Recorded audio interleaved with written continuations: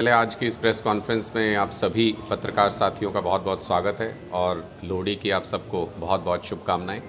आज एक बहुत खुशी का मौका है हम सब के लिए, आम आदमी पार्टी के लिए ख़ास तौर पर। शिक्षा हमारे लिए बहुत महत्व रखता है, शिक्षा हमारे लिए बहुत महत्व का मुद्दा है और आदमपुर के चुनाव के दौरान आम आदमी पार्टी ने लगातार आदमपुर के गाँव-गाँव में ये वादा किया कि आम आदमी पार्टी की जब भी सरकार आएगी हम सारे सरकारी स्कूलों में बेहतर शिक्षा उपलब्ध कराने का काम करेंगे। सरकार 2024 का प्रश्न है, लेकिन हमने जो आदमपुर चुनाव के दौरान जैसी स्थिति देखी गांव की, वहाँ एक एक गांव में ऐसे बच्चे थे जहां 7वीं, 8वीं, 9वीं, 10वीं के बच्चे भी ठीक से हिंदी और अंग्रेज़ी नहीं पढ़ पा रहे थे।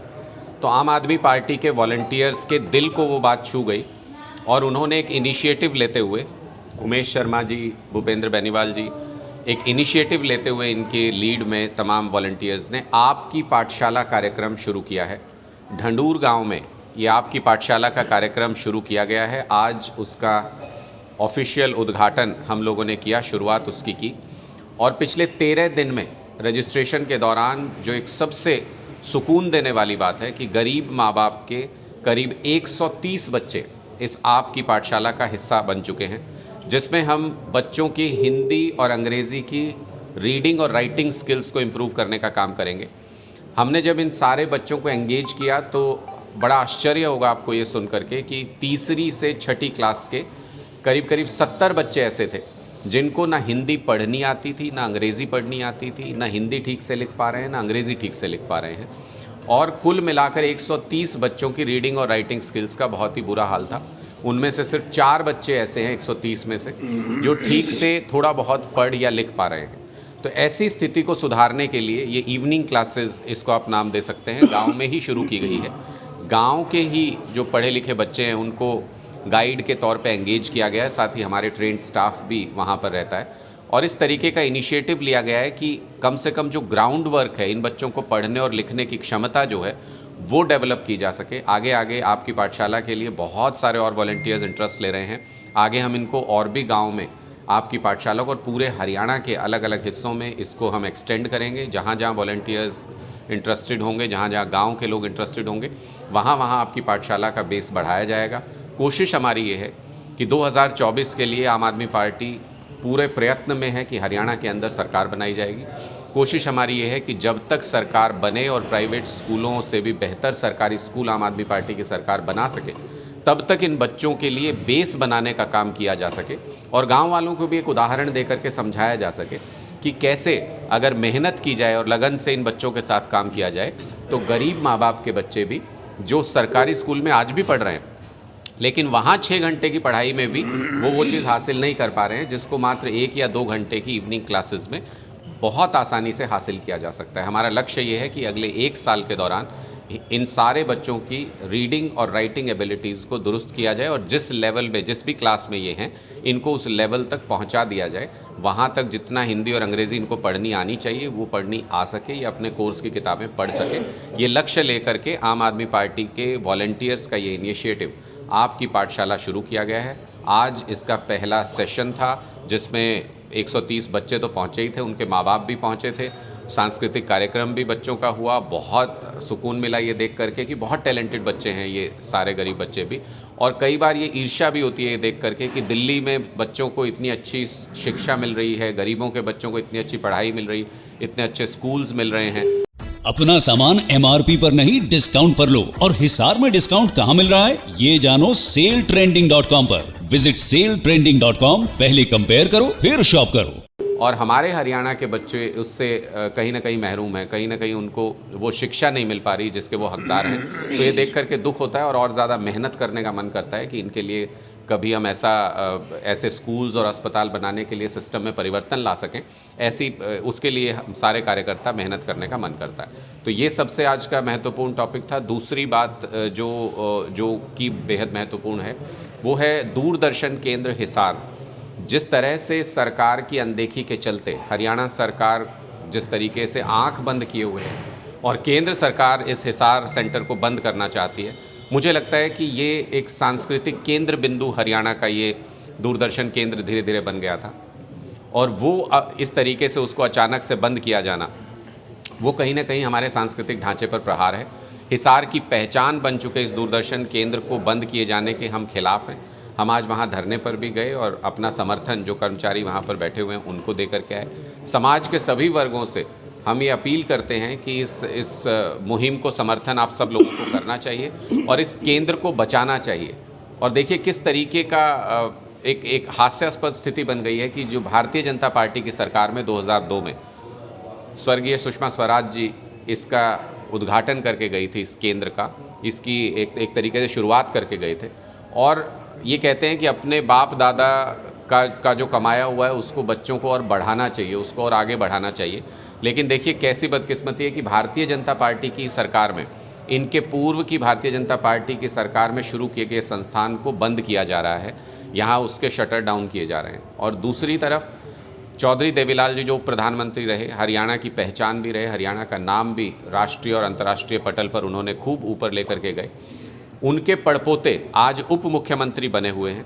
उसके बावजूद उनकी स्मृति में शुरू की गई ये संस्थान उनको समर्पित इस संस्थान को आज बंद किया जा रहा है और वो चुप्पी साधे हुए बैठे हैं। तो सवाल ये है कि मनोहर लाल खट्टर जी जो ये कहते हैं मैं भारतीय जनता पार्टी की कोर विचारधारा से जुड़ा हुआ हूँ, वो अपनी ही पार्टी द्वारा शुरू किए गए संस्थान को बंद करने पे चुप्पी साधे हुए हैं। दुष्यंत चौटाला जी जो ये कहते हैं कि वो अपने दादा परदादा पर उनको गर्व है और उन्होंने बहुत नाम कमाया है और उसी विरासत को लेकर के वो चल रहे हैं, उनके पड़पोते होने के बावजूद अपने परदादा की स्मृति में ये जो केंद्र है उसको क्यों नहीं बचा पा रहे हैं, उसके लिए आवाज़ क्यों नहीं उठा रहे हैं, ये मूक दर्शक क्यों बने हुए हैं। और हमारी अपील है केंद्र सरकार से कि इस सेंटर को बंद नहीं किया जाए। ये हरियाणा की, ये हिसार की पहचान है। और सबसे दुखद ये है कि आज जब मुझे वहाँ बताया किसी ने, जब हम धरने पे बैठे हुए थे, कि जो हमारे स्थानीय विधायक हैं उनको जब ये बात कही गई तो उनको कहा गया कि उनको इस समस्या के बारे में जानकारी नहीं। तो बेहद दुखद है कि आप जो लोकल रिप्रेजेंटेटिव हैं उनको अगर इस समस्या के बारे में जानकारी नहीं है। और मुझे पूरा यकीन है कि मनोहर लाल खट्टर जी को किसी ने गुमराह किया होगा, किसी ऑफिसर ने गलत फीडबैक दिया होगा, जिसकी वजह से उनको इस विषय के बारे में जानकारी नहीं दी गई या फिर उनको इस पर कुछ एक्ट करने से मना किया गया। मैं मनोहर लाल खट्टर जी से अपील करता हूं कि अब भी अगर मीडिया के माध्यम से आपके संज्ञान में ये चीज़ आ गई है, ये हरियाणा की सांस्कृतिक धरोहर है, बड़े बड़े सांस्कृतिक कार्यक्रमों पर बहुत खर्च करती है भारतीय जनता पार्टी सरकार, उसको इस धरोहर को बचाना चाहिए। और दशकों में ऐसे संस्थान मेहनत के बाद तैयार होते हैं, इनको इस तरीके से बर्बाद नहीं होने देना चाहिए। अब आप कोई सवाल पूछ सकते हैं। सर, जैसा कि आपकी पाठशाला का आपने बताया, तो जो आप मॉडल क्या अपना रहे हैं, यानी कि एक तो सीधा है कि कोई भी आओ एजुकेशन लो, या फिर भी जो समर्थ हैं वो फीस दे पाएँ, या सभी के लिए फ्री है, कैसा क्या है? देखिए, आम आदमी पार्टी की मूल विचारधारा में ये सवाल है कि हम शिक्षा के व्यापारीकरण के सख्त खिलाफ हैं और अच्छी और इंटरनेशनल लेवल की शिक्षा मुफ्त मिलनी चाहिए हर किसी को, ये हमारा दृढ़ संकल्प है। तो आपकी पाठशाला ठीक उसी मॉडल पर, ठीक उसी तरीके की विचारधारा पर स्थापित है। किसी बच्चे से कोई फीस यहाँ पर नहीं ली जाती है। सब जो कार्यकर्ता हैं वो आपस में योगदान करके इस आपकी पाठशाला को चला रहे हैं। और यहाँ पर सभी बच्चों को, जो गरीब बच्चे हैं, जो पुस्तकें भी जिनको जो नहीं ले पाते, उनको जो हम हिंदी और अंग्रेज़ी पढ़ाने के लिए जो पाठ्यक्रम तैयार किया गया है उसकी किताबें भी और उनको और सहायता भी मुफ्त दी जाती है। आम आदमी पार्टी के कार्यकर्ता उसका खर्च वहन करते हैं और ये इसलिए शुरुआत की जा रही है ताकि पेरेंट्स को कम से कम फ़र्क पता लगे कि अच्छी शिक्षा मिलने से कैसे उनके बच्चे एक्सेल कर सकते हैं। बहुत सारे पेरेंट्स को, गरीब माँ बाप को ये लगता है कि ये पढ़ाई शायद हमारे लिए बनी नहीं है, ये पढ़ाई शायद अमीर लोगों के बच्चों को अच्छी पढ़ाई मिलती है, ये उन्हीं के लिए बनी है। तो हम उनको ये भी बताना चाहते हैं कि गरीब से गरीब बच्चे भी अच्छी शिक्षा प्राप्त कर सकते हैं अगर उनके पास वो साधन संसाधन उपलब्ध कराए जाएं। वो आपकी पाठशाला के जरिए हमारा एक प्रयास। कैसा आपको जो गाँव के अंदर आप जा रहे हैं, पाठशाला का रिस्पॉन्स जो गांव के निवासी हैं उनसे कैसे? देखिए, मैंने आपको बताया कि बहुत ही ज़बरदस्त रिस्पांस। अगर 13 दिन के रजिस्ट्रेशन में 130 बच्चे, जहां खट्टर सरकार ये कहती है, मनोहर लाल खट्टर जी ये कहते हैं कि स्कूलों में बच्चे कम हो गए हैं इसलिए हम सरकारी पाठशालाओं को बंद कर रहे हैं, तो उस झूठ को बेनकाब कर दिया ढंडूर के गाँव वासियों ने, जब 13 दिन के अंदर 130 बच्चों ने आपकी पाठशाला में आना शुरू कर दिया है। मैं आप सबको भी आमंत्रित करता हूँ कि जब ये पाठशाला चल रही हो तो आप वहाँ जाकर के बच्चों के उत्साह, बच्चों के टैलेंट को देखिए। कम से कम संसाधनों में कैसे आज के दिन कोई सरकार तो है नहीं, कोई बहुत बड़े संसाधन आम आदमी पार्टी के पास है नहीं, लेकिन कम से कम संसाधन में भी कैसे क्वालिटी एजुकेशन उनको देने का प्रयास किया जा रहा है और गांव के ही पढ़े लिखे बच्चों को एंगेज किया जा रहा है, वो एक देखने लायक मॉडल है।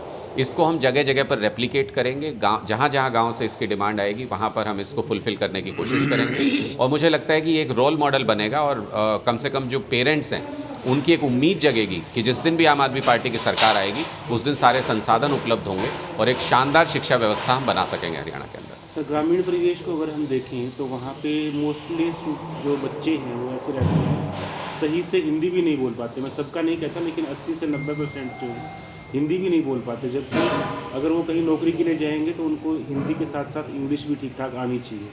तो इस चीज़ को आप कैसे सुधारने की कोशिश करेंगे, क्या इसको मॉडल को? मैंने उसका असेसमेंट आपको बताया, हमने ये असेसमेंट करने की कोशिश की तो 130 बच्चों में से 70 बच्चे ऐसे हैं जो तीसरी से छठी क्लास के बीच में आते हैं और वो सामान्य ABCD को भी, क ख ग घ को भी नहीं पढ़ और लिख पाते हैं।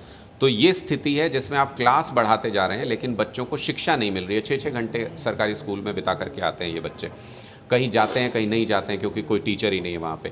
तो इन बच्चों को शिक्षा से रूबरू कराना, कम से कम अपनी किताबें ये खुद पढ़ सकें और इस स्थिति में पहुँच सकें कि अगर इनको सरकार का समर्थन नहीं भी मिल रहा है, सरकार से संसाधन नहीं मिल रहे हैं, किताबों के ज़रिए अपना ज्ञान अर्जित करने की कोशिश कर सकें, कम से कम एक बेस बन सके, इनका जीवन बर्बाद ना हो। ये कोशिश इस आपकी पाठशाला के ज़रिए की जा रही है। और ये असेसमेंट अपने आप में आज की जो शिक्षा व्यवस्था है उसकी पोल खोलता है कि 130 बच्चों में से कोई भी हिंदी अंग्रेज़ी, 4 बच्चे मैंने आपको बताया हिंदी और अंग्रेज़ी, जो बेसिक हिंदी अंग्रेज़ी उसको पढ़ पाते हैं, उसके अलावा कोई नहीं पढ़ पा रहा है। और 70 बच्चे ऐसे हैं जो कि क ख ग घ ABCD भी ठीक से नहीं पढ़ पा रहे और तीसरी से छठी क्लास के ये बच्चे हैं। तो मुझे लगता है कि ये पोल खोलता है हरियाणा में जिस तरीके की शिक्षा व्यवस्था है और इसीलिए मैं आप सबको आमंत्रित कर रहा हूँ कि आप भी जब भी समय मिले आप लोगों को, आप जाएं और इस इनिशिएटिव को लोगों तक पहुंचाने का भी काम करें और खुद भी ये देखने का प्रयत्न करें कि कैसे आमूलचूल परिवर्तन हो सकता है अगर शिक्षक मौजूद हों, अच्छी शिक्षा व्यवस्था देने की कोशिश की जाए। सर, जैसा कि सरकारी टीचर कोई लग जाते हैं तो हालांकि वो मच एजुकेटेड होते हैं एज़ कम्पेयर टू जो प्राइवेट स्कूल के टीचर्स होते हैं उनके मुकाबले में, और उसके बावजूद, इतना पढ़े लिखे होने के बावजूद सरकारी स्कूल का जो रिज़ल्ट है वो हरियाणा में हमेशा कम रहता है। क्या कारण मानते हैं इसके पीछे? इसके पीछे मुझे राजनीतिक इच्छा शक्ति का फेलियर नज़र आता है, क्योंकि यही सरकारी टीचर्स आज से कुछ साल पहले दिल्ली में भी यही शिकायतें रहती थी पेरेंट्स की, इसी तरीके से स्कूलों के रिजल्ट आते थे, ऐसी ही शिक्षा व्यवस्था थी। जब सरकार दुरुस्त हो, जब सरकार की प्रायोरिटी हो कि हमें अपने बच्चों को पढ़ाना है, देश का भविष्य बनाना है, तो दिल्ली के अंदर कैसे आमूलचूल परिवर्तन हुआ शिक्षा व्यवस्था में वो सारी दुनिया ने देखा। और इसलिए मैं कहता हूँ कि कई बार ईर्ष्या भी होती है कि दिल्ली के लोगों को वो शिक्षा व्यवस्था मिल पा रही है और हरियाणा के लोगों को अभी भी वो शिक्षा व्यवस्था नहीं मिल पा रही है, और इसलिए और मेहनत करने का मन करता है कि एक दिन ऐसा आए कि हम वो बदलाव हरियाणा के अंदर भी ला सकें, वो शिक्षा व्यवस्था यहाँ के गरीब से गरीब बच्चों को भी दे सकें। वो अपने आप परिवर्तित हो जाता है जब राजनीतिक इच्छा शक्ति होती है, जब टीचर्स को काम करने का माहौल दिया जाता है। दिल्ली के अंदर किसी भी जो सारी ड्यूटीज़ आप देखते हैं, चाहे वो कोई सर्वे होना हो, चाहे कोई भी और ड्यूटी हो, तो टीचर्स को लगा दिया जाता है वहाँ पर। दिल्ली के अंदर हमने पहला नियम ये बनाया कि टीचर पढ़ाने का काम करेगा, सिर्फ उसके अलावा कोई काम नहीं करेगा। और इसलिए वहाँ पर टीचर्स को भी ये लगा कि उनको ओवरबर्डन करके उनको इस्तेमाल नहीं किया जा रहा है, बल्कि शिक्षा जिसके लिए वो आए थे स्कूल में, जिसके लिए उन्होंने जॉब ली थी, वो उनको कर्म करना है और उस पर वो मेहनत से जुटते भी हैं, उनकी ट्रेनिंग कराई जा रही है। बीजेपी वहाँ भी रोकने का प्रयत्न करती है हर तरीके से। दिल्ली के अंदर भी अब जो शिक्षकों को हम विदेश भेजते थे ट्रेनिंग लेने के लिए, उस कार्यक्रम को रोक दिया गया है LG के आदेश के द्वारा। बार बार बीजेपी हर्डल डालने की कोशिश करती है और मुझे लगता है हम इसीलिए कहते हैं कि भारतीय जनता पार्टी शायद गरीब के बच्चों को अनपढ़ रखना चाहती है, उनके लिए अच्छी शिक्षा व्यवस्था की विरोधी है। और वही चेहरा हरियाणा में भी नज़र आता है, दिल्ली में भी नज़र आता है। हम वहाँ भी लड़ाई लड़े, बच्चों को अच्छी शिक्षा दी, हम यहाँ भी लड़ाई लड़ेंगे, जो करना पड़ेगा करेंगे, बच्चों के लिए अच्छी शिक्षा का इंतज़ाम करेंगे।